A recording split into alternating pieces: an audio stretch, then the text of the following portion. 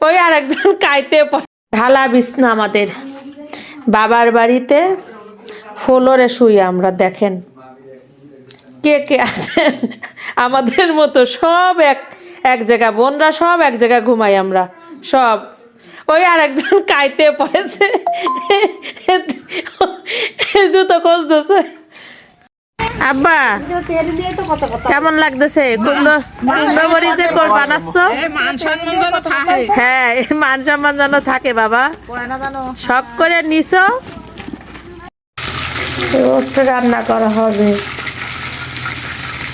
তাই রোস্ট ভাজা হচ্ছে, রোস্টরা মুরগির রান ভাজা হচ্ছে। আমু বাইরের এই চুলো ধরাইছো কেন? গরুর গোশ রানবো 10 কেজি, মেয়েরা আছে তাই গ্যাসে তো বেশি হবে না, তাই বাইরে চুলোয় রানতেছি। একটা আনন্দ, নাতিপুতিরা দেখবে বাইরে চুলোয় রানবো। বাবার বাড়ি এসে বের হলাম একটু বাহিরের প্রাকৃতিক পরিবেশ দেখতে। তো গাছ দেখে দেখেন ভালোই লাগছে। আর বললাম না বাবার বাড়ি আমি যাই দেখি তাই ভালো লাগে, যেইটাই দেখি ওইটাই ভালো লাগে, এটা অন্যরকম একটা ফিলিংস। তো এই যে আশেপাশের গাছ এটাও দেখতেছি, সিম গাছ মাশাল্লাহ দেখেন অনেক বড় হয়েছে আর অনেক জায়গা ধরে, আর এত সিম হয়েছে কল্পনার বাহিরে। এই জায়গাটা ছিল পানি ভর্তি, দেখেন বালি ফেলানো হয়েছে তার কারণ এই রাস্তাটা পানি হয়ে যেত, এই জন্য। দেখেন কত বড় বড় পাতা হয়েছে, দেখছেন? আম্মু আরে টু তো করো তাই।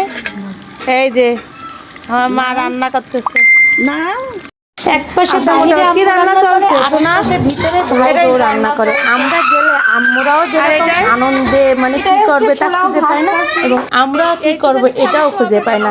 আপনাদের তো দেখাইলাম বাইরেও আম্মু রান্না করতেছে, এপাশে ভিতরেও ভাই বউ রান্না করতেছে। এরম ভাগ্য কয়জনের আছে? হান্ডি বাচ্চা সব নিয়ে আইছি গোসল করানোর জন্য, আরো আসতেছে। দেখি আমার বউ কি রান্না করে।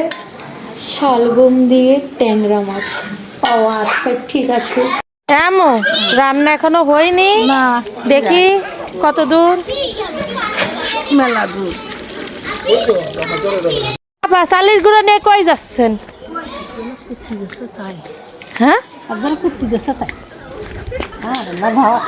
এই যে পিকনিকের স্লিপ চলছে, আমরা যে যখনই আসি তখনই আব্বু এই সবাই নিয়ে পিকনিক করে, সবাইরে আব্বু খাওয়াই রান্না বান্না করে।